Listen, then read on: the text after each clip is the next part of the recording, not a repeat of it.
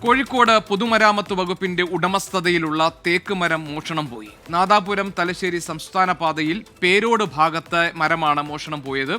മിഥില ബാലൻ കോഴിക്കോട്ട് നിന്ന് വിവരങ്ങൾ നൽകാനുണ്ട്. മിഥില, ഈ പൊതുമരാമത്ത് വകുപ്പിന്റെ ഉടമസ്ഥതയിലുള്ള തേക്ക് മരം അത് എങ്ങനെയാണ് മോഷണം പോയത്? അതിൽ എന്ത് അന്വേഷണവും പരിശോധനയുമാണ് ഇപ്പോൾ നടക്കുന്നത്?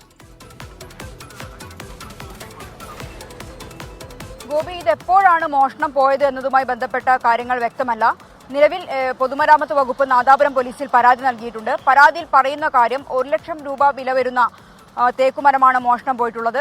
നാദാപുരം തലശ്ശേരി സംസ്ഥാന പാതയിൽ പേരോട് ഭാഗത്താണ്. ഈ മരം മുറിച്ചതിന് ശേഷം ഇത് മനസ്സിലാവാതിരിക്കാൻ കരിയിലയും ചാക്കും കൊണ്ടെല്ലാം തന്നെ മൂടിയിട്ട നിലയിലായിരുന്നു. തൊട്ടടുത്തും ഒരു തേക്കുമരത്തിന്റെ ശിഖരങ്ങൾ പൂർണ്ണമായും വെട്ടിയ നിലയിലാണ്. ഈ സംസ്ഥാന പാതയിൽ അടിക്കടി ഇത്തരം സംഭവങ്ങൾ ഉണ്ടാകുന്നുണ്ട് എന്നും പൊതുമരാമത്ത് വകുപ്പ് നൽകിയ പരാതിയിൽ പറയുന്നുണ്ട്. എന്തുതന്നെയായാലും നാദാപുരം പോലീസ് ഇപ്പോൾ അന്വേഷണം ആരംഭിച്ചിട്ടുണ്ട്. ഗോപി, ശരി, മിഥില ബാലൻ ആണ് വിവരങ്ങൾ നൽകിയത് കോഴിക്കോട്ട് നിന്ന്.